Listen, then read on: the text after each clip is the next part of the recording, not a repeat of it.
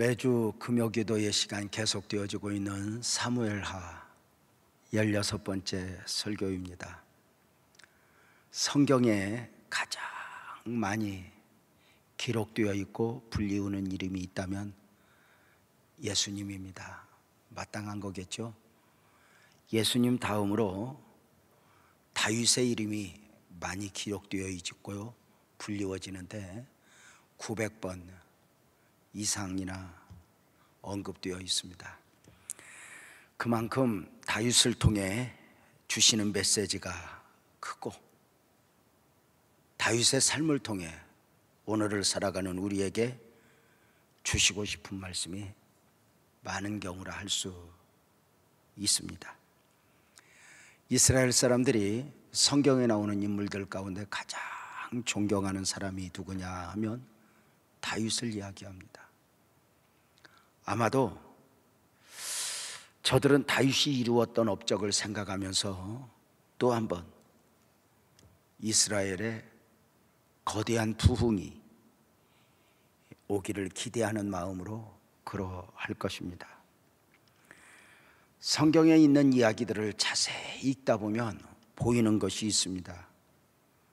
놀랍게도 성경을 보면 다윗 이야기를 기록했을 때 다윗 이야기를 읽노라면 무엇이 보이느냐면, 다윗이 왕이 되어서 어떤 업적을 이루었는가, 목동이었던 그가 어떤 성공을 이루었는가 보다는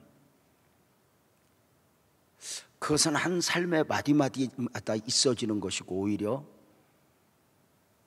다윗이 왕이 되는 과정, 왕이 되고 나서 넘어지기도 하고 무너지기도 하고 깨어지는 가운데서 어떻게 회복되었는가.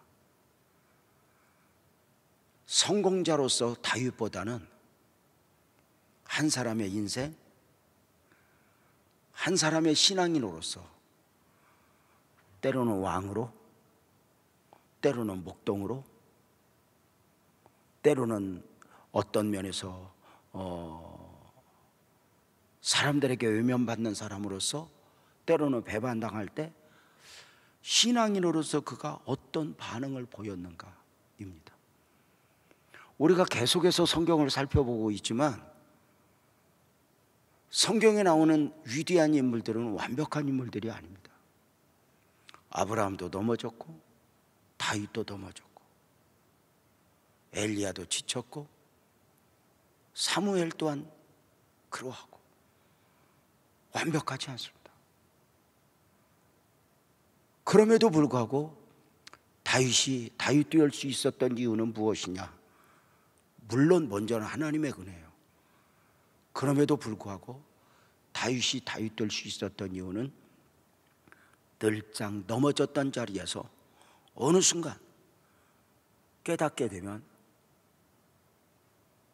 일어나 하나님 앞에 회개를 했다는 것입니다.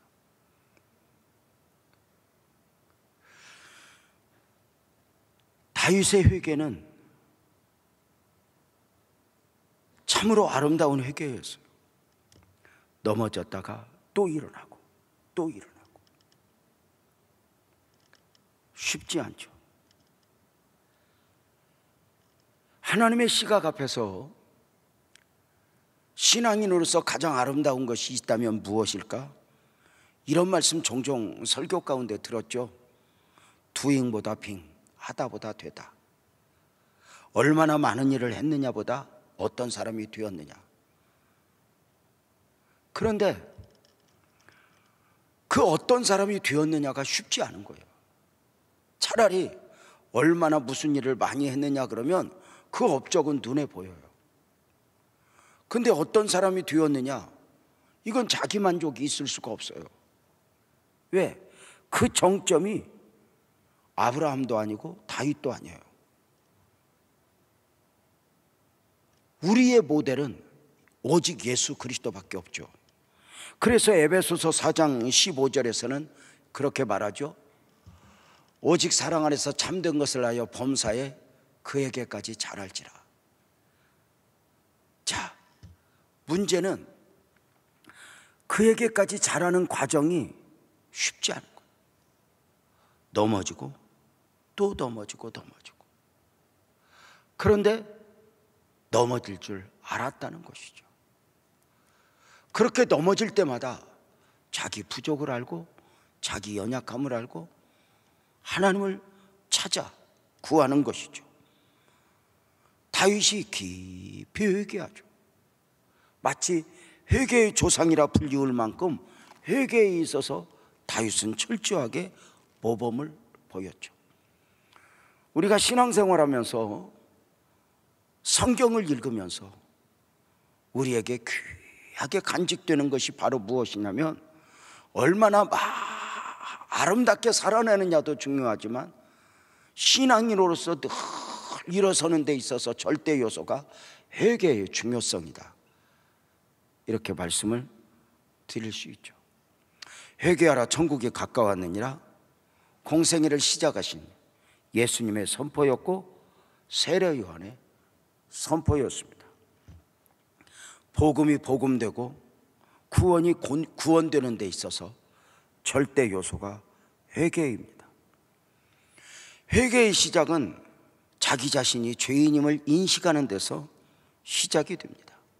죄를 지어서 죄인이 아니라 근본적 죄인으로서의 자기인식, 그리고 자기 고백입니다.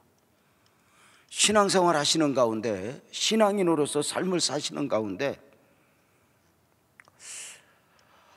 바울 사도의 고백처럼 나는 죄인 중에 교사로다, 내가 죄인임을 깊이 느끼고 죄 때문에 한번 울어보았는가? 이것은 참 신앙생활에 있어서 큰 복이라고 여겨집니다. 내가 죄인이라는 사실을 들어서 배워서도 아는 것이지만 내가 죄를 지어서 죄인으로서의 어떤 깨달음이 아니라 어느 날 하나님의 터치 가운데 내가 어느 정도 죄인인가를 보는 것이죠. 그리고 죄 때문에 통곡하며 울어보았는가? 가족의 기도 제목 때문에 누군가가 병들어서 사업장이 어려워서 자녀들 문제 때문에 우는 것 이상으로 죄 때문에 울어보았냐는 것입니다. 많은 성도들이 은혜를 받았다 합니다. 그런데 그 은혜가 진짜 은혜인가? 우리는 또 한번 점검해 봅니다. 성도님들이 은혜를 받았다고 할 때 그 은혜가 진짜 은혜인가 할 때 몇 가지 절대 기준이 있습니다. 참 은혜는 반드시 회개와 함께 있어집니다. 그냥 말씀을 듣는 가운데 오늘 참 좋았어, 오늘 목사님 말씀이 꼭 내 생각과 똑같아, 이런 게 아니라 목사님이 설교를 하면서 뭐 특별히 죄를 지적한 것도 아닌데 그저 다른 사람은 다른 말씀으로 받았는데 웬일인지 웬 은혜인지 그 말씀 앞에서 또 말씀을 듣는 중에 주님 맞아요, 주님 내가 죄인이에요, 제가 부족해요, 이렇게 회개와 함께 그 말씀이라는 거울에 자신을 비추면서 물론 내게 있는 아픔, 내게 있는 고난도 보지만 하나님 내가 죄인입니다 하는 고백과 함께 은혜를 받는 것, 이것이 참 은혜다, 이렇게 말씀을 드릴 수가 있죠. 마귀는 은혜 아닌 은혜에 취하게 만들어요. 그런데 그 정도는 세상에도 얼마든지 있어요.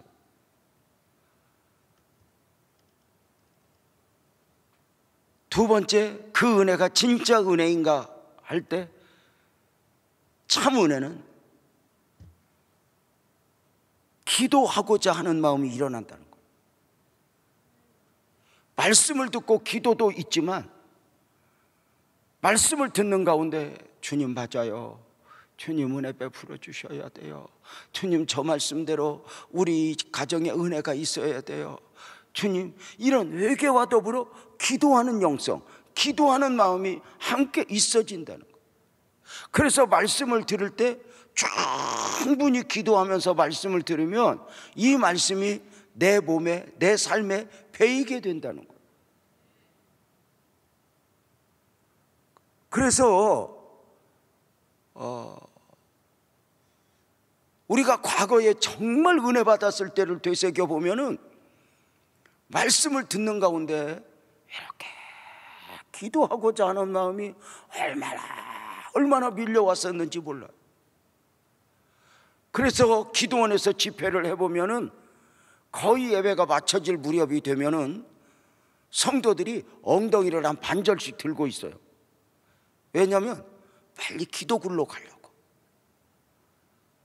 그래서 그렇게 충분히 기도를 하게 되는 것을 보게 되죠. 참 은혜는 첫 번째 뭐예요? 회개하는 마음으로 말씀을 받는다. 그래서 하나님 어떤 생각을 가지고 왔어도 말씀 앞에 나를 내려놓는 것이죠. 말씀의 권위를 절대 인정하는 것이죠. 그래서 그 말씀의 지적 앞에 변명이 아니라 주님 나예요 고백하는 것이죠. 두 번째 참 은혜는 무엇과 함께 온다고요? 두 번째 참 은혜는 기도하고자 하는 마음, 기도와 함께 있어져요. 그래서 말씀을 마치고도 다 듣고도 기도를 하지만 말씀을 듣는 중에 간절한 마음으로 말씀을 받게 되는 것이죠. 세 번째 참 은혜는 바로 무엇이냐면 결단이 함께 있어지게 돼요. 그저 내가 깨달았어요 이 정도가 아니라 오늘 또 나는 이 말씀 앞에서 무엇을 결단했는가. 이런 말이 있어요. 마귀는 결단하지 못하게 한다고요. 오늘 기도를 하지만 내일 또 죄를 지을 것 같은 생각에 그저 나를 그냥 접어버리는 그런 연약한 말이죠. 근데 넘어지고 또 넘어질지라도 결단하는 거죠. 결단이 없는 예배는 예배가 아니다 이렇게 말씀하시잖아요. 그래서 오늘 당신은 기도할 때 무엇을 결단하셨습니까? 오늘 예배 중에 당신은 무엇을 결단하셨습니까? 이렇게 이야기를 하는 것이죠. 그래서 예배 중에 기도 중에 하나님 앞에 드릴 수 있는 최고의 예물은 결단이다 이렇게 이야기를 해요. 결단을 기뻐하신다는 것이죠.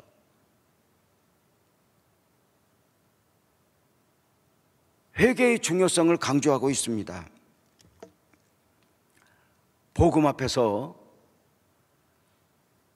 나 자신이 죄와 사망적 존재였음을 인식하고 회개함으로 우리는 구원받은 성도가 되었습니다. 예수님을 믿는 믿음 안에서 죄와 사망의 문제가 완전히 해결이 된 것입니다.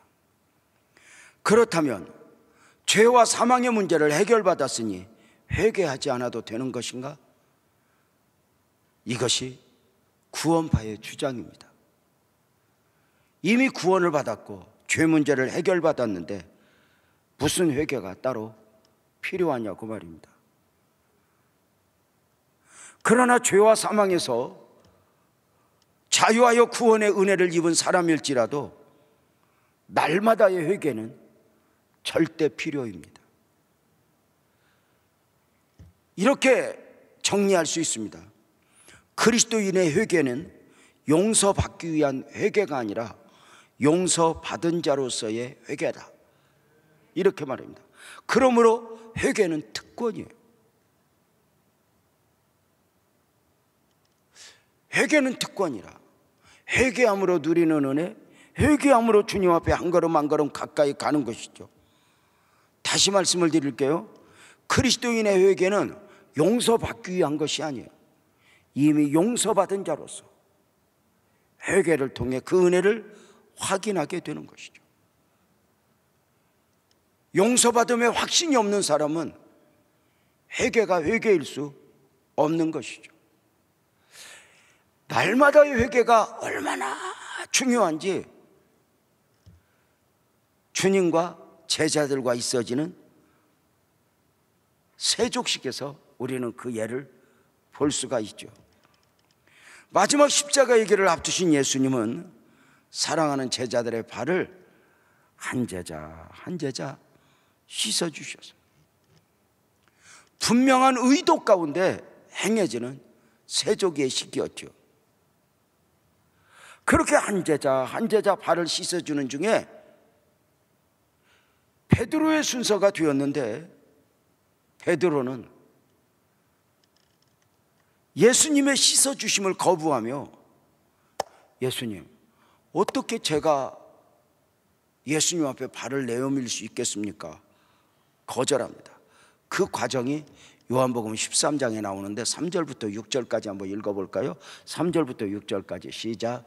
저녁 먹는 중 예수는 아버지께서 모든 것을 자기 손에 맡기신 것과 또 자기가 하나님께로부터 오셨다가 하나님께로 돌아가실 것을 아시고 저녁 잡수시던 자리에서 일어나 겉옷을 벗고 수건을 가져다가 허리에 두르시고 이에 대야에 물을 떠서 제자들의 발을 씻으시고 그 두르신 수건으로 닦기를 시작하여 시몬 베드로에게 이르시니 베드로가 이르되 주여, 주께서 내 발을 씻으시나이까? 이해할 수 없다며 제자들이 그리할 수 없다고 베드로가 이야기하는 것입니다. 도대체 왜 이러세요, 예수님? 이때 예수님이 요한복음 13장 7절에 이렇게 말씀하십니다. 예수께서 대답하여 이르시되 지금 내가 아는 이 세족 애식의 의미를 너희들이 지금은 몰라. 그러나 이후에는 알 거야. 이게 기독교의 매력인 것 같아요. 여기서 우리가 두 가지 의미를 생각할 수 있는데, 성찬식의 의미, 세례의 의미, 이걸 모를 수 있어요. 주님은 다 알고 깨닫고 한 자만 참여하라는 게 아니에요. 지금 이 세족식의 의미도 제자들 몰라요. 그러나 주님은 일단 행하셔요. 그러면서 하시는 말씀이 뭐냐면, 네가 지금은 왜 이래야 하는지 몰라. 그러나 언제인가는 알 거야. 그때가 언제예요? 언제 알게 돼요? 언제? 나중에 알게 된다는데 언제? 바로 예수님 부활하신 후에, 승천하신 후에 성령이 임하시면 그제서야 깨달아 알게 되는 것이죠. 말씀에서도 마찬가지고 어떤 예수님의 행위의 모범에 있어서도 마찬가지예요. 왜 그리하셨지? 옥합을 깨트린 여인 보세요. 옥합을 깨트렸지만 자기 자신이 왜 깨트렸는지 몰라요. 제자들도 이해를 못하고 분노했죠. 이것을 팔아서 가난한 자들에게 주었으면 좋았을 뻔했다. 근데 예수님은 아셨어요. 옥합을 깨트린 여인도, 그리고 제자들도 왜 이래야 되는지를 몰랐어요. 그러나 주님은 아셨어요. 뭐라 하셨죠? 놓아둬라. 그가 내게 좋은 일을 하였느니라. 그는 내 장사를 준비했다. 여인의 행위는 알고 한 게 아니에요. 몰랐어요. 그런데 어느 순간 그것이 이제 깨달아 알아졌겠죠. 옥합을 깨뜨릴 때는 왜 드렸는지 몰랐는데 나중에 그걸 안 거예요. 그때 내가 그렇게 드릴 수 있었어. 내가 예수님의 장례를 그렇게 준비할 수 있었던 거야. 그 앞에 내가 헌신될 수 있었던 거야. 감동이죠. 알고가 아니에요. 그래서 기독교 신앙의 매력은 얼마나 더 아느냐가 아니라 순종이죠. 내가 이해가 되지 않아도 순종이죠. 예수님 말씀 앞에서도 그렇잖아요. 말씀을 들으면 이렇게 다 100% 깨달아 알아요? 아니요. 정말 죄송한 말씀이지만 목사는 설교하면서도 모를 때가 있어요. 그럼에도 불구하고 참 귀하고 복된 것인데 어느 순간 그 한마디 한 말씀 한 말씀 깨달아 알아질 때 얼마나 감사였는지. 코로나19 과정 속에서 늘 보았던 말씀, 설교를 몇 번이나 했던 말씀이 군데 새롭게 보이는 거예요. 그 새롭게 보여진 한 말씀을 오늘 아침에 우리 목사님들과 함께 나누면서 참 좋았어. 설교를 제가 아마도 몇 번이나 했어요. 그런데 색다르게 보였던 거예요. 다시 말씀을 드릴게요. 지금은 너희가 몰라도 하는 거예요. 몰라도 예배하고 몰라도 기도하고. 얼마나 아느냐보다 훨씬 더 중요한 것은 주님을 먼저 인정하고 내가 그것에 순종하는 것. 너희가 지금은 몰라.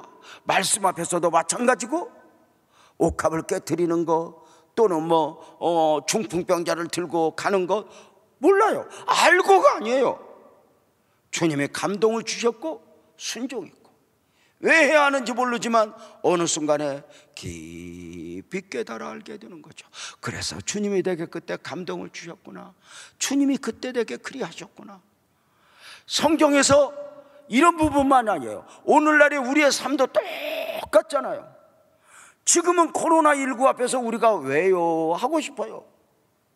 모르겠어요. 그러나 언젠가는 알게 될 거예요. 한 사람 한 사람 주님이 해답을 주실 거예요. 여러분 모두 언젠가 그 은혜를 깨닫고 감격할 수 있는 복된 은혜가 있기를 축복합니다. 자, 그때는 깨닫지만 지금은 믿음으로 받으면 돼요. 지금은 믿음으로, 오직 믿음으로. 주님은 내게 이것이 필요해서 주셨을 거야. 내가 불편하고 힘들기는 하지만 주님이 주실 은혜가 있을 거야. 고백하는 거죠. 네가 지금은 몰라. 근데 이후에는 알 거야. 그렇게 말씀을 하셨지만 베드로가 자기 생각을 꺾을 수 없죠. 요한복음 13장 8절에 베드로가 말해요. 베드로가 이르되 내 발을 절대로 씻을 수 없습니다. 내 발을 절대로 씻을 수가 없습니다. 상식적으로 발이 됩니까? 이때 예수님 말씀하십니다. 내가 너를 만약에 씻어주지 않으면 내가 나와 상관이 없단다. 이렇게 말씀하십니다. 이것은 무슨 의미인지는 모르지만 이것은 놀랄 이야기 아니에요? 지금 만약에 예수님이 내 발을 씻어주지 않으면 예수님이 나와 상관이 없다고? 안 되지. 베드로가 참 대단한 것 같아요. 그 다음에 9절 10절에서 베드로가 그렇게 말을 해요. 시몬 베드로가 이르되 주여 만약에 그렇다면 내 발뿐만 아니라 손과 머리도 씻어주세요. 이렇게 하니까 예수님 말씀하시기를 이미 목욕했다면 발만 씻으면 된단다. 이렇게 말씀하셔요. 이미 목욕했으니 발만 씻으면 돼. 이렇게요. 이미 목욕했다. 이 말은 무슨 말이에요? 지금 발만 씻으면 된다는 것인데 이 말은 적어도 주님이 베드로를 볼 때 어떻게 인식해 주시는 거예요? 너는 이미 목욕을 했어. 한 제자 한 제자를 전부 목욕한 자로 보아주는 거예요. 이미 목욕했으니 발만 씻으면 돼. 이것을 우리가 무엇으로 깨닫게 되죠? 이미 목욕한 자, 바로 거듭남의 시킴이죠. 거듭난 사람, 근본적으로 죄 문제를 해결받은 사람, 새 생명의 은혜를 입은 사람은 발만 씻으면 된다는 거예요. 이것을 성막에서 2번의 씻음으로 이야기를 해요. 일찍이 제사장으로 선택을 받은 사람이 나이 30이 되면 회막문 앞에서 제사장 임직식을 할 때 목욕을 해요. 대제사장 아론이 씻어주시고, 그러면서 제사장이 되고 나서 제사장 사역을 감당할 때 성소에 들어가서 하나님과 교제를 하기 위해서는 반드시 손발을 씻어야 돼요. 씻지 않고 들어가면 죽게 돼요. 그 손발을 씻는 건 아무나 씻을 수 있는 게 아니에요. 주님과 교제를 위해서 이미 목욕한 자로서 마찬가지고, 사랑하는 성도님들, 주님이 말씀하시는 거예요. 너 이미 목욕했어. 베드로는 이것도 이해를 못했을 거예요. 너 목욕했어. 너 거듭났어. 못 알아들었어요. 그러나 주님은 말씀하셔요. 너 목욕했어. 우리가 하나님의 말씀을 들을 때 100% 이해가 되는 건 아닌 것 같아요. 내가 알지 못하는 가운데 더 많은 은혜, 더 큰 은혜가 우리에게 정말 많이 임하셨다고 믿으면 아멘 합시다. 너희 목욕했어. 너 목욕한 거야. 너 이미 다 씻었어. 전체적으로는 씻었어. 근데 이제 뭐가 필요하냐? 날마다 이 손발을 씻는 게 중요해. 자, 우리가 분명한 것은 뭐예요? 원죄이든 자범죄이든 근본적 죄도 오늘의 죄도 아멘 합시다. 주님이 씻어주신다는 거. 그 조건이 바로 뭐냐? 이게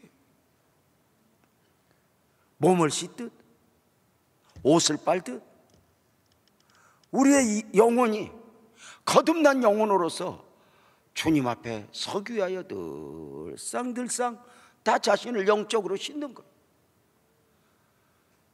참 중요하죠.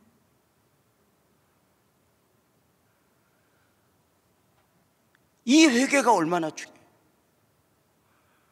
문제는 이 회개를 잘못하여 회개에 실패하여 무너진 사람들이 많이 있죠. 성경의 대부분 실패한 사람들의 특징은 죄를 지은 게 아니에요. 회개의 실패죠. 주님이 주시는 회개의 기회 앞에 스스로 거절하여 회개하지 않았을 때 저들이 무너졌죠. 가룟 유다의 실패는 주님을 팔았기 때문이 아니에요. 반복해서 주님이 주신 기회에 스스로 거절했어. 언제라도 회개할 수 있는 게 아니에요. 언제라도 기도할 수 있는 게 아니에요. 언제라도 은혜 받을 수 있는 게 아니에요. 기회가 있죠. 에서 이야기를 우리가 알죠. 에서는 장자의 명분을 팔아요. 아버지 축복 기도도 빼앗겨요. 장자의 명분을 팔 때 아버지의 축복 기도를 빼앗길 때는 그것이 얼마나 귀한 것인지 몰랐어요. 장자의 명분을 왜 팔았어요? 주가 한 그릇에가 아니에요. 평소에 그걸 가볍게 여긴 거예요. 그까짓 거 빼앗겼어요. 나중에야 그것을 알았어요. 내가 빼앗긴 것이, 저 야곱이 가져간 것이 얼마나 귀한 것인 줄 그제서야 알았어요. 분명한 것은 비로소 영적인 것을 깨달아 아는 거예요. 그때 예서가 가난해서가 아니에요. 병들어서가 아니었어요.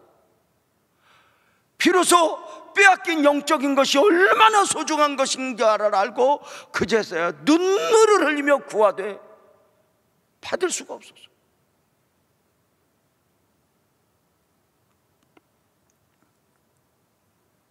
가룟 유다의 실패가 회개의 실패였다. 아나니아와 삽비라의 실패도 주어진 기회 앞에 변명하며 회개의 기회를 놓아요. 지옥간 부자의 실패도 회개의 실패죠. 사울왕의 실패도, 아간의 실패도 회개예요. 우리는 말씀 앞에서 늘 나 자신을 보면서 삼가 나 자신을 살피면서 오늘도 늘상 영적으로 나는 그렇게 늘 샤워하듯이 이렇게 씻어내면서 주님과의 관계를 확인하고 있다. 사랑하는 성도님들, 다시 한번 말씀을 드려요. 회개는 특권이에요. 회개는 용서받은 자로서, 은혜를 입은 자로서 특권인 거예요.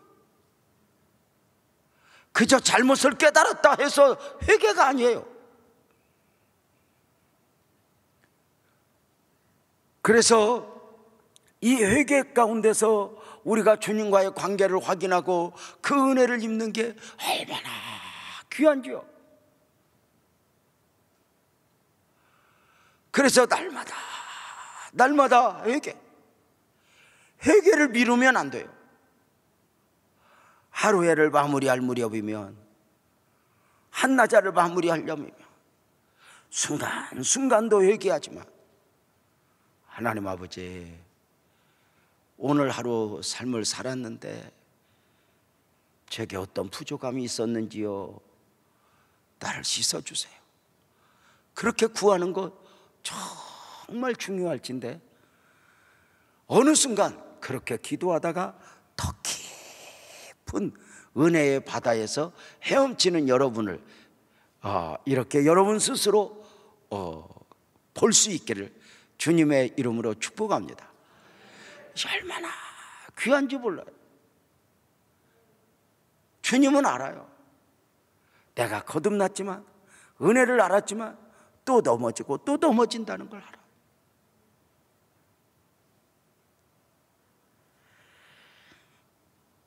다윗을 다윗되게 한 것이 무엇이라고요?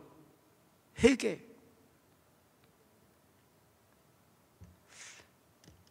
우리가 계속해서 다윗의 잘못과 다윗의 이제 그 이어진 다윗의 회개를 보게 되는데요, 다윗이 왕이 되었어요. 왕이 되는 이야기는 잠깐의 기록이에요. 그런데 그 12장부터 쭉 살펴보면 왕이 되면서 그가 어떻게 범죄했고, 어떻게 무너지고, 어떻게 망가졌고, 이것이 수습하는 과정 중에서 다윗이 어떻게 은혜를 입어가야 하는가를 우리에게 아주 적나라하게 보여주죠.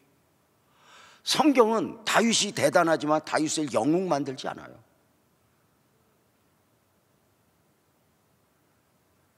다윗에게 어떤 은혜가 필요했는가를 알려줘요. 성도님들, 다윗은 왕이 되었어요. 힘이 생겼어요. 여유가 생겼어요. 잘 아시는 대로 힘이 생기고 여유가 생기면서 영적 나태가 자주 와요. 영적 나태 가운데 죄의 유혹을 받아요. 성령으로 충만할 때 같으면 그 죄의 유혹 정도는 눈에 들어올 수도 없었고, 들어왔다 해도 사탄아 물러가라 이길 수 있을 거예요. 이길 수 있었을 거예요. 근데 성령으로 충만하지 못한 가운데 영적 나태에 빠져 있으니 어떤 문제가 있었죠? 죄의 유혹을 이길 힘이 없는 거예요. 죄의 유혹 앞에서 그만 죄를 짓는데, 그 죄가 어떤 죄예요? 하나님이 다윗에게 주신 힘으로 짓는 죄예요. 다윗에게 힘이 없었다면 지을 수 없는 범죄들이에요. 왕으로서 그 권세, 그 힘을 가지고 죄를 지어요. 한 여인을 범하고 그 여인의 남편을 죽이고, 심지어 전쟁에서 패배까지 당하면서 자신의 죄를 또 덮어요. 계속 강조했던 바가 무엇이죠? 내가 가진 힘으로 죄를 지을 수는 있지만 내가 가진 힘으로 죄를 덮을 수는 없다는 것이었어요. 우리가 어느 정도 선에서 죄를 짓고 죄 문제를 내가 해결할 수 있는 것 같지만 아니라는 거죠. 다윗은 자신의 힘으로 죄를 짓고, 그래서 내가 복을 받은 만큼, 은혜를 입은 만큼, 단임 목사로서 어떤 사회적으로 명성을 얻은 만큼 상대적으로 그만큼 은혜를 입지 못하면 정말 위험은 눈앞에 있죠. 성도들이 물질적으로나 여러 가지로 축복을 받으면 그만큼 은혜를 입어야 돼요. 그러니까 물질적으로 복을 받았다, 출세 어떤 이런 걸로 복을 받았다, 이 은혜도 이 은혜지만 이 은혜를 감당할 만큼 아멘 합시다, 영적인 은혜를 같이 받아야 돼요. 물질적 은혜는 받았는데 영적인 은혜를 받지 못하면 이 물질적인 것에 끌려다니다 결국은 무너지고 망가지게 되는 것이죠. 다윗은 자신의 힘으로 죄를 져요. 자신의 힘으로 가난하면 그 죄 지을 수 없어요. 권세가 없으면 그 죄 지을 수 없어요. 어떻게 병사를 오라가라 해요? 지을 수 없어요. 그런데 자신의 힘으로 죄를 덮어요. 죄를 덮고 이제 됐다 싶었을 거예요. 그런데 하나님이 보고 계셨어요. 사람 앞에서는 감출 수 있었지만 하나님 앞에 감출 수 없어요. 원리예요. 하나님 앞에 감출 수 없었다. 하나님은 나단 선지자를 보내요. 다윗의 죄를 알게 하시고 나단 선지자는 가서 하나님의 은혜를 입어 부자와 가난한 자의 비유를 통해 다윗의 죄를 드러내요. 그리고 그 죄에 대하여 진노한 가운데 12장 11절 12절에 보면은 죄로 말미암아 치루어야 될 대가를 선포하게 되죠. 여호와께서 또 이와 같이 이르시기를, 보라, 내가 너와 내 집에 재앙을 일으키고 내가 눈앞에서 내 아내를 빼앗아 내 이웃들에게 주리니 그 사람들이 내 아내들과 더불어 백주에 동침하리라. 너는 은밀히 행하였으나 나는 온 이스라엘 앞에서 백주의 일을 행하리라 하셨나이다. 이건 그냥 겁주는 게 아니에요. 하나님이 다윗을 사랑했던 만큼, 다윗을 기대했던 만큼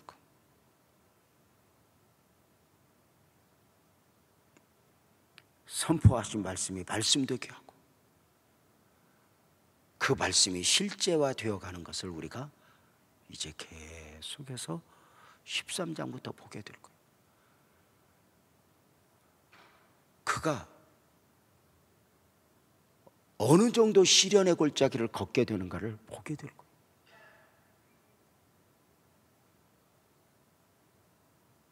사랑하는 성도님들,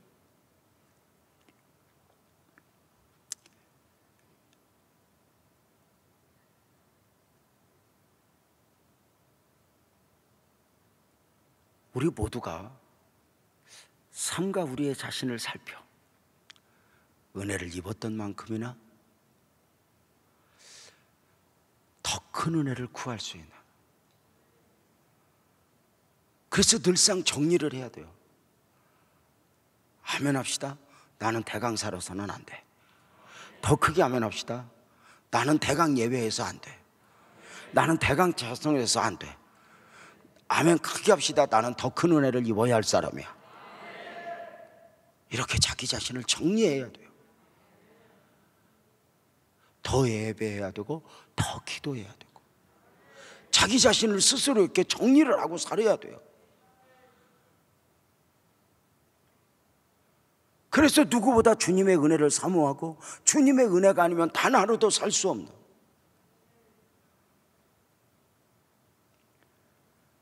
이래도 되고 저래도 되는 게 아니에요.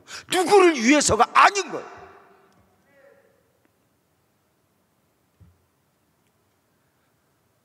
우리가 교회 공동체 안에서도 내가 얼마나 어떤 일을 어떤 사역을 하느냐보다 훨씬 더 중요한 것은 그 이상의 은혜를 나는 사모하고 있는 거예요.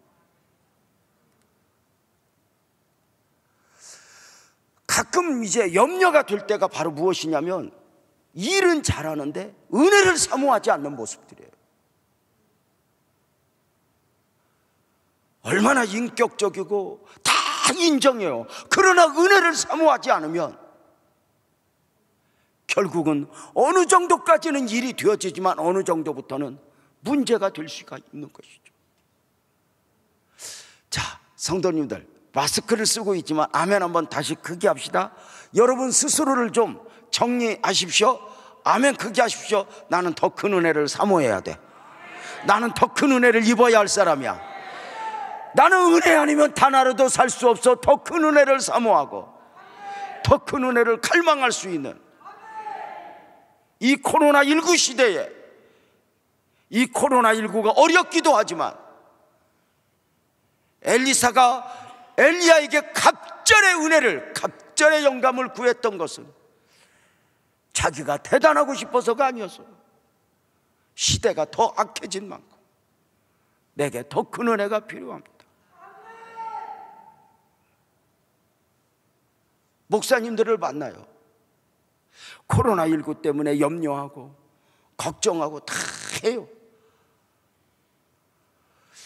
그런데 어떻게 보면 안타까운 것 중에 하나가 더 큰 은혜를 입어야 한다, 이 부분은 오히려 외면하고 있는 것 같아요. 그냥 막연하게 해결되기를 기다리지. 이럴 때 특징이 있거든요. 고난이 있을 때, 역경이 있을 때 더 큰 은혜를 구하는 사람과 구하지 않는 사람의 차이가 뭐냐면, 더 큰 은혜를 구하는 사람은 하나님을 향하여 시선을 고정시키죠. 마라의 쓴물 앞에서 백성들은 원망해도 모세는 기도해요. 백성들의 원망, 돌 들고 달라드는 저들 앞에서 흔들리지 않아요. 누구 때문에, 무엇 때문에가 아니죠.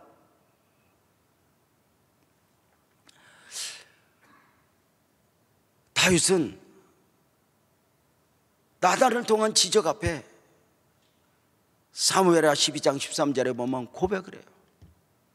내가 여호와께 죄를 범했습니다. 여기에 아주 간단하게 표현되어 있지만 어쩌면 다윗의 회개는 너무 깊고 너무 큰 회개였기에 여기에서 이렇게 간단하게 표현하고 있는 경우라고 이렇게 말씀을 드릴 수 있어요. 그래서 대표적으로 시편 32편, 시편 또 52편을 중심으로 다윗의 회개를 보면 그리 간단한 회개가 아니었어요. 나단의 메시지 앞에, 나단의 지적 앞에 내가 죄인입니다, 내가 잘못했습니다, 그 회개의 울부짖음,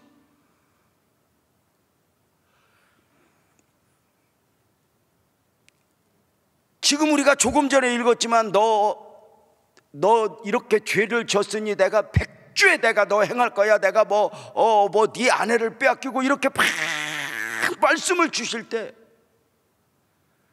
놀랍게도 시편 32편이나 시편 52편을 읽어보면 다윗이 죄로 말미암아 온 시련 때문에 아파하지 않아요. 그건 당연한 것으로 봐요.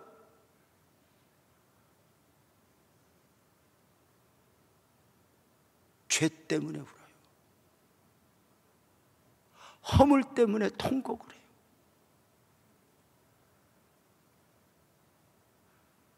다윗은 나단의 지적 앞에 변명하지 않아요. 변명하지 않았을 뿐만 아니라 핑계하지 않아요. 내가 죄인입니다. 사람이 핑계할 수 있거든요. 나는 원래 죄 안 지으려고 했는데 그 여자가 유혹했다고. 죄의 특성이 뭐죠? 죄를 전가하는 거예요. 처음 사람인 아담과 하와에게서 그 인간의 죄성을 볼 수 있죠. 선악과 먹었니? 그냥 먹었니? 그러면 그러면 돼요. 근데 하나님이 주신 여자 때문에 먹었다고. 그러면 그 이야기는 논리적으로 보면 무슨 이야기예요? 왜 여자를 주려면 멀쩡한 걸 주지 그런 여자를 줬냐고. 내가 하고 싶은 말인가? 근데 모두가 그러잖아요. 이게 죄성이거든요. 하나님 주신 여자 때문에 내가 먹게 되었다고. 말씀 안 하셔요. 하와에게 뭐래요? 너 선악과 먹었니? 둘 중에 하나라도 제가 먹었어요. 진짜 은혜는 내 죄를 고백하는 거거든요. 내 죄를 말하는 거거든요. 누구를 말하는 게 아니거든요. 뱀이 그랬다고. 너 선악과 먹었니? 몰라서 물었겠어요? 아니란 말이에요. 마귀는 죄만 짓게 하는 게 아니에요. 회개하지 못하게.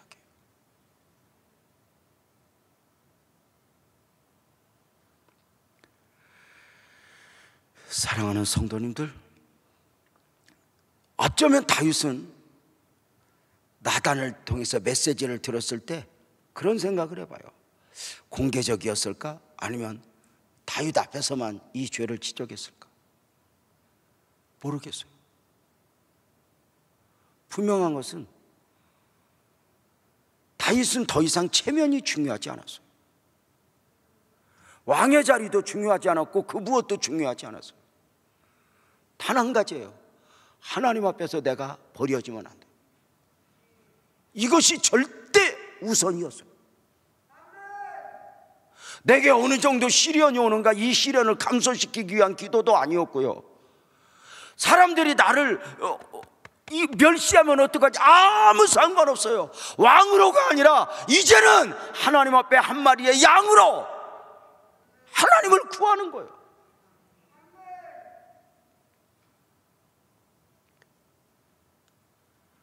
우리는 때로 변명하고 싶어요.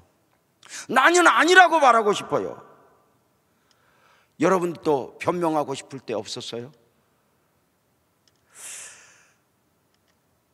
1850년대 영국의 유명한 설교자 스펄전 목사님이 이런 말을 했대요. 우리는 어떤 때 내가 참 죄인이다, 내가 참 나빠, 내가 악해, 이런 생각이 들 수 있다. 그러면서 그 다음 말이 붙여요. 그런데 당신은 착각하지 말아라. 당신은 당신이 악하다고 생각하는 것보다 훨씬 더 악한 사람이다. 당신이 생각하는 죄인보다 훨씬 더 큰 죄인이 당신이다.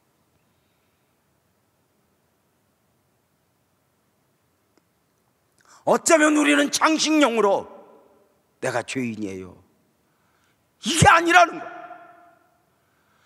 당신이 고백하는 것 이상 당신은 훨씬 더 악한 죄인이다.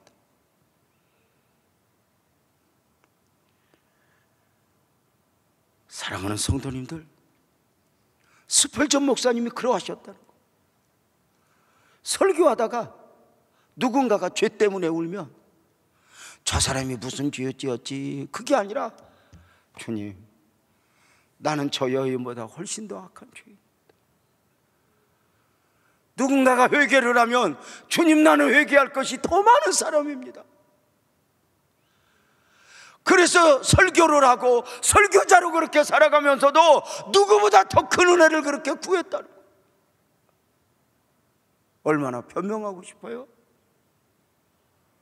제가 처음 신학을 할 때 저를 지도했던 목사님이 자신이 섬기던 그 목사님의 이야기를 해주신 적이 있어요. 오랜 날 동안 30년을 넘게 목회를 하셨는데 교회에 이상한 분위기가 조성되는 가운데, 죄송해요, 존경받는 목사님 7개의 어떤, 오늘날로 말하면 성추행, 성폭행, 이 문제가 대두가 돼요. 뭐 여기저기서 문제가 터지는데 그 목사님을 바라보는, 자기는 젊을 때 바라보는 그 목사님은 너무 답답했대요. 미꾸라지 한두 마리가 이렇게 휘젓는다고요? 대부분의 교인들은 목사님 그럴 분이 아니야 하지만 소문의 꼬리를 보면서 이제 목사님이 처음에는 이렇게 하지만 나중에 보면 이제 애기까지 낳거든요, 이야기가. 그런데 목사님이 답답해 보였던 것은 무엇이냐면 단 한마디도 변명을 안 하더래요. 그저 하나님 앞에 울고 뭐라고 누가 그러면 죄송합니다, 미안합니다 고백만 하더래요. 아니 저 목사님 왜 저래? 아니 변명하고 좀 아니라고 말해.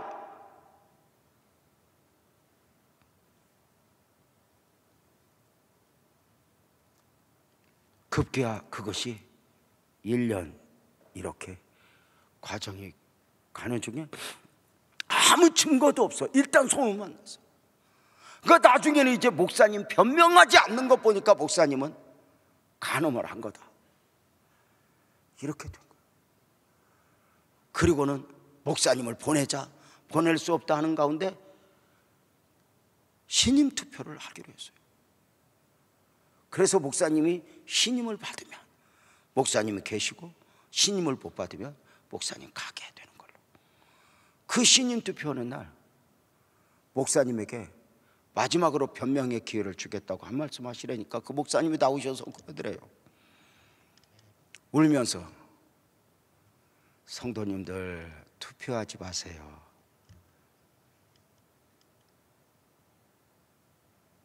성도님들 이렇게 귀한 공동체가 나 때문에 나뉘어지면 안 돼요.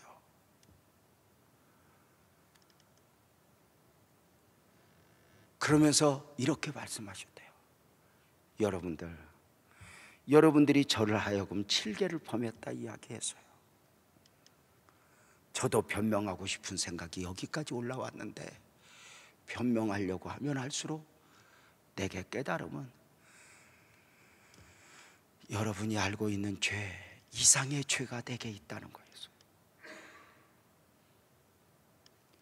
이 부분 하나 내가 변명해서 깨끗해져 본들 다른 죄는 내게 훨씬 더 많았다. 여러분이 알고 있는 것보다 나는 더 큰 죄입니다. 제가 여기서 사임을 하겠습니다. 교회는 어떤 명분에서도 나뉘면 안 됩니다. 울면서 제가 부족해서 제가 잘못했습니다 라고 고백을 하면서 회의를 그만하자고. 그때 성령께서 강력하게 역사하시는 가운데 그 목사님을 대적했던 많은 분들이 목사님 우리가 잘못했어요 고백을 하는 가운데 한순간 어제와 오늘이 달라지는 것을 자기가 볼 수 있었다고 이야기를 해요. 그 기억을, 그 목사님 벌써 몇십 년 된 이야기인데 그 목사님 하셨던 그 자기 목사님 이야기를 해주셨던 것들을 메모 하나도 안 했는데 거의 이야기가 내 머릿속에 남아있어요. 울림으로. 나는 죄인이야. 근데 스펄전 목사가 그렇게 말하는 거예요. 착각하지 말라고. 당신이 죄인이라고 느끼는 것보다 당신은 더 훨씬 더 악한 죄인이라고.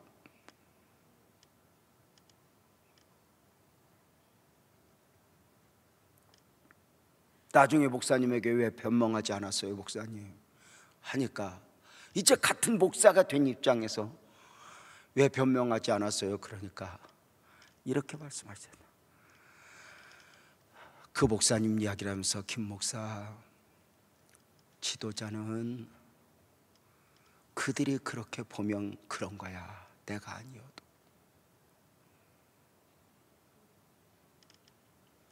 누가 뭐라든 하나님 앞에 가까이 가서 하나님 붙들고 있으면 결국은 회복되지만 사람이 알아주면 뭐해? 사람이 옆에 변명해서 깨끗해지면 뭐해? 하나님 앞에가 중요하지.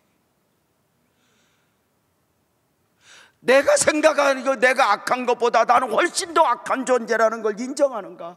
내가 죄인이라는 사실을 인정함보다 훨씬 더 큰 죄인이라는 사실을 인정하는가? 우리는 조금만 여유가 있으면 누구보다 의로워지고 조금만 여유가 있으면 나는 저 사람보다 깨끗하고 자기 의의를 주장하느라고 무너지고 망가지고 그래서 자기 의의는 주장했을지 몰라도 내면의 은혜는 사라져버리잖아요.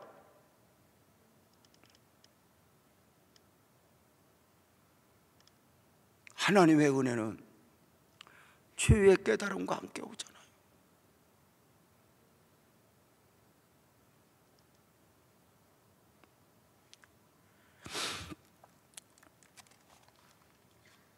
다윗은 용서를 구해요. 시편 51편 1절 2절에 보면 하나님이여 주의 인자를 따라 내게 은혜를 베푸시며 주의 많은 긍휼을 따라 내 죄악을 지워주소서. 나의 죄악을 발갛게 씻으며 나의 죄를 깨끗이 제하소서.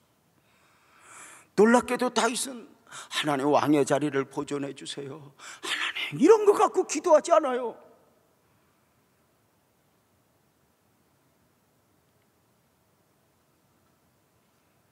하나님, 내 죄를 용서해 주세요. 이것이 다윗을 다윗되게 할 수 있었던 축복이 아닐까?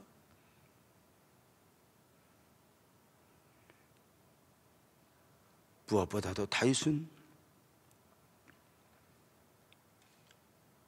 은혜를 구하며 32편, 52편을 보면 결단을 해요.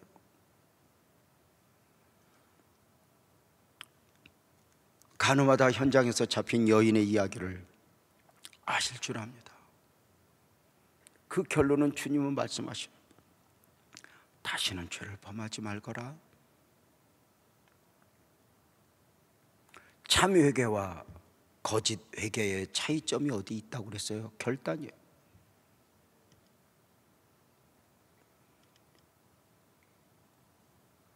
참 회개는 깨닫는 게 아니에요, 돌이키는 거죠. 사랑하는 성도님들, 다윗은 자신의 그 부족함, 연약함을 깨닫는 가운데 다윗은 이렇게 기도했어요. 시편 51편 10절부터 12절에 보면, 하나님이여 내 속에 정한 마음을 창조하시고 내 안에 정직한 영을 새롭게 하소서. 이 기도 우리 날마다 할 수 있기를 축복합니다. 나를 주 앞에서 쫓아내지 마시며 주의 성령을 내게서 거두지 마소서. 주의 구원의 즐거움을 내게 회복시켜 주시고 자원하는 심령을 주사 나를 붙드소서. 너무 귀한 말씀인데요, 한 목소리로 한번 크게 한번 읽어볼까요? 시작. 하나님이여 내 속에 정한 마음을 창조하시고 내 안에 정직한 영을 새롭게 하소서. 나를 주 앞에서 쫓아내지 마시며 주의 성령을 내게서 거두지 마소서. 주의 구원의 즐거움을 내게 회복시켜 주시고 자원하는 심령을 주사 나를 붙드소서. 이것이 오늘 밤 우리 모두가 해야 될 기도가 아닐까? 크게 세 가지였어요. 한 절 한 절에서 10절에서 보면, 내 속에 정한 마음을 창조하시고 내 안에 정직한 영을 새롭게 하소서. 무슨 말이에요? 주님, 내가 오염되었어요. 내 생각이, 내 심령이 오염되었어요. 나를 씻어주세요.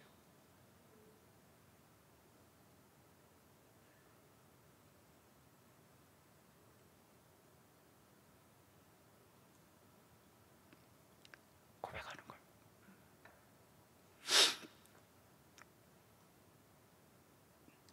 두 번째 기도는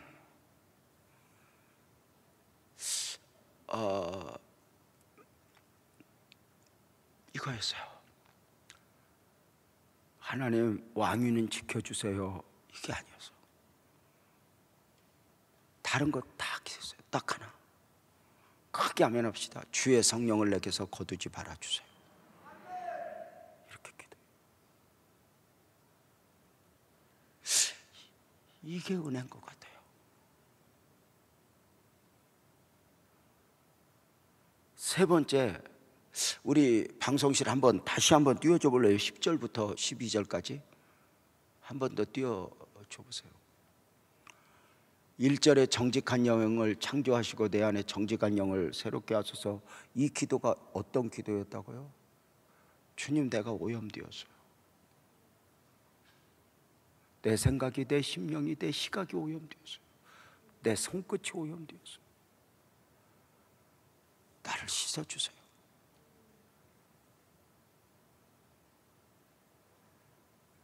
고난만큼, 역경만큼 나를 보는 거예요.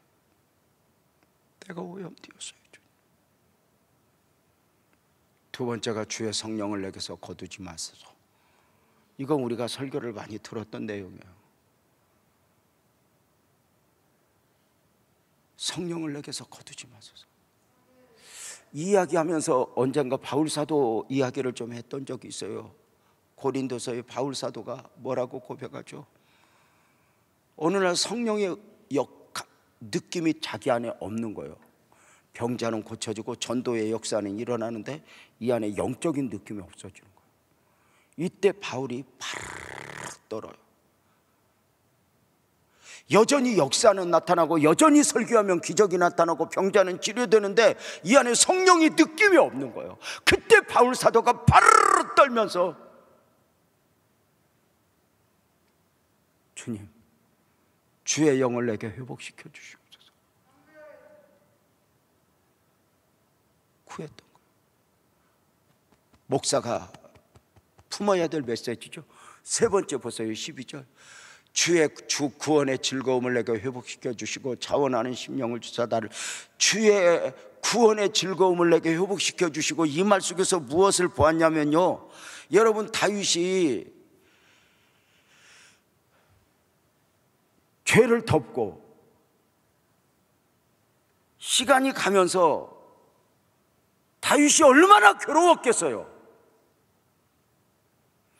이것은 다윗 자신의 모습이 아니잖아요. 다윗은 목동이었을 때, 사울에게 쫓길 때도 구원의 즐거움이 있었어요. 은혜가 있었어요. 근데 높은 보좌에서 자기 힘으로 죄를 덮었는데, 우리식으로 표현하면 죄를 덮고 그냥 산 게 아니잖아요. 주일날 예배 드리러 갔잖아요. 죄사하잖아요. 왕이니까. 근데 그때마다 은혜의 즐거움이, 구원의 즐거움을 상실했던 거예요. 없었던 거예요. 그 죄를 범하고 아이가 잉태하고 그 남편을 죽고 아이가 태어나는 과정까지 그 시간, 하나님이 주신 기회의 기간 얼마나 고통스러웠겠어요. 틀림없이 다윗은 그 기간 동안 예배 드리러 가면 무조건 졸았을 거예요. 지금 이따 봐봐요. 누가 조나. 틀림없이. 여러분 보세요. 얼마나 자기가 괴로웠겠어요. 죄를 덮듯이 척은 할 수 있어요. 사람 앞에서 내가 척은 할 수 있어요. 그러나 내 안에서 이것은 내가 아니야, 이것은 다윗이 아니야. 그래서 다윗이 기도하는 게 뭐예요? 주의 구원의 즐거움을 내게 회복시켜 주세요. 이 말은 나 은혜 좀 회복시켜. 다윗이 어쩌면 덮었고 처음에는 다행이다 싶었는지 몰라도 어느 순간에 영적인 사람은 못 견디거든요. 결국 나단 선지자가 와서 당신입니다 하는 순간 그 깊은 수렁에서 자유하게 되는 소중한 시간이었죠. 네, 저가 그렇습니다. 내가 오염되었습니다. 다른 사람이 아니라 내가 오염되었습니다. 성령을 거두지 마소서.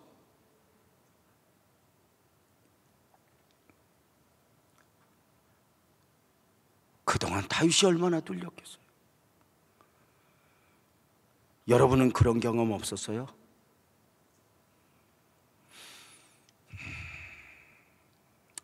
여러분은 뭐 죄 지었을 리가 없지만 한두 명은 그랬을 걸로 알고, 우리 엄성님 목사님은 죄를 지었을 것으로 알고 하겠어요?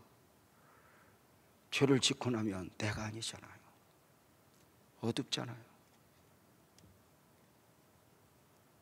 우리가 목사로서 설교를 하고 예배에는 참석하고 은혜 있는 척하고 손은 들 수 있지만 아니잖아요. 다윗이 얼마나 힘들었겠어요. 다윗이요, 목동이었을 때는 오히려 초라하게 안 보였잖아요.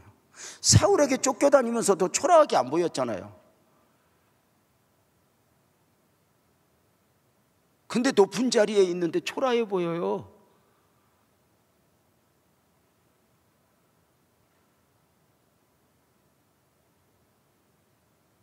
나단 선지자를 통하여 메시지를 듣고 깊은 수렁에서 빠져나와요. 고난이 없고 시련이 없는 건 아니에요.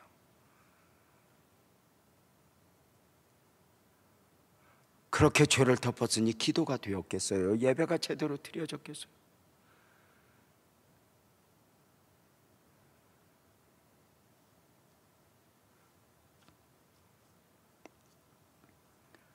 그래서 나단 선지자가 온 것이 다윗에게 축복이었구나. 다윗이 비로소 수렁에서 빠져나왔구나. 체면도 상관없고 그 어떤 것도 상관없고 다윗이 완전히 영적인 자유를 얻었겠구나 싶은 것을 보니 비로소 다윗이 제자리를 찾은 거예요. 다시 말씀을 드릴까요? 다윗이 목동이었을 때 초라하지 않았어요. 사울에게 쫓겨다닐 때 초라하지 않았어요. 왜? 하나님이 붙들고 있었으니까. 그런데 죄를 덮고 하나님에게 거리가 있는 가운데 얼마나 답답했겠어요. 우리가요, 물론 우리가 육신적 어려움도 어려움이지만요, 영적으로 하나님과 교제가 단절되고 은혜가 단절되면 우리는 못 삽니다. 그래서 이 밤에 우리가 정리를 해야 돼요. 아멘 합시다. 나는 더 큰 은혜를 받아야 하고 나는 더 큰 은혜가 필요한 사람이다. 인정하죠? 인정하죠? 다윗의 기도가 세 가지였어요. 회개가 뭐예요? 하나님, 내가 오염되었어요. 내 생각이, 내 마음이 오염되었어요. 하나님, 이것 좀 씻어주세요. 내가 미치겠어요.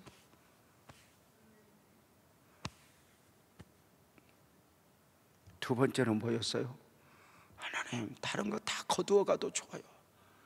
왕의 자리도 거두어가도 좋고요. 다 좋은데요, 주의 성령을 내게서 거두지 말아주세요. 평생에 적어도 빼앗기지 않아야 할 은혜가 여러분들에게 담아져 있기를 주님의 이름으로 축복합니다.